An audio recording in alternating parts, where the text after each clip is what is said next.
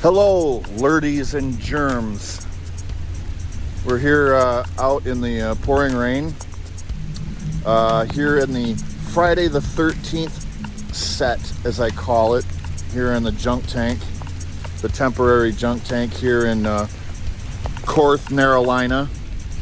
And over there is one of the sets that we had. Now, today's lesson in independent film is a little bit about continuity, but also having a vision on the spot of where you're going with the story, especially if you improvise anything. And believe me, lots of directors have and do on set, and I did with the shed here. We put Anastasia and Ryan's characters in this shed to hide from Bohane. Bohane's one of our villains, and also we have the Screet, which are these little, medium, and big creatures that look like insect aliens, and they're really deadly when they're invisible, but they're pretty easy to kill once you can get the advantage on them, get your hands on them, especially the little ones. You can just snap them in half like they're made of ceramic.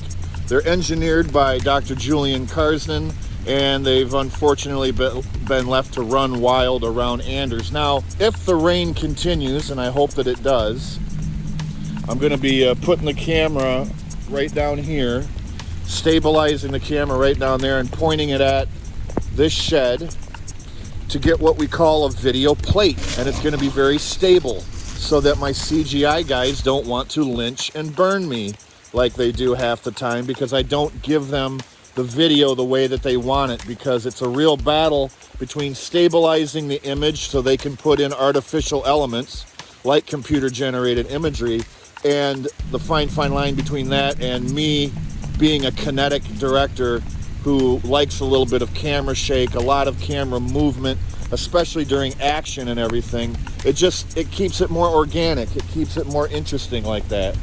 So anyway, I'm going to stabilize the camera right here. That being said, in my CGI guys' defense, they're not wrong when they say that half the time. But here is the shed that the Anastasia and Ryan are hiding in from the Screet and all that. At night, you're going to be able to see the shed and the roof. Like right now, I'm out here to also get Foley of the rain hitting the ground and the rain hitting the tin roof, aluminum roof, whatever it is, and get that sound effect so I have it for later. And then what I'm going to do is I'm going to have Bohane walk by practical. He's going to walk by practical, which will probably be me, I think, for the first time being Bohane ever, walking past. And then as he's walking past at a different pacing, I'm going to have the Screet creatures going tick tick tick tick tick tick tick tick tick tick by, and going tick tick tick tick tick tick tick across the rooftop. Or that's what they'll be doing later as Bohane goes by. And then we already have the interior stuff shot of Anastasia and Ryan inside the shed. If I have time tonight, or between now and tonight's show, I'm going to put some B-roll of their sequence, maybe a little bit of dialogue. Yeah, continuity is an issue because you want to make sure that, well, there's elements you have to have. You have to have the shed. I have to have the door closed. I have to have a light down in that corner. I have to copy everything so it looks the same. So it's a continuity issue. Also, you want to think ahead when you're filming, which is what I did. And I said, okay, we got to get the shots with Anastasia and Ryan out of the way.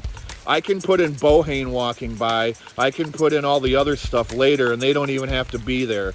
The only reason I'm not doing it right now is because I have a live show in a couple of hours, and we're going on at 9, and then immediately after that, I'm going to come out here and take some footage of the shed. Yeah, that's pretty much rules of indie film for the moment. Thanks for joining me out in the pouring rain. Junk Tank, watch it.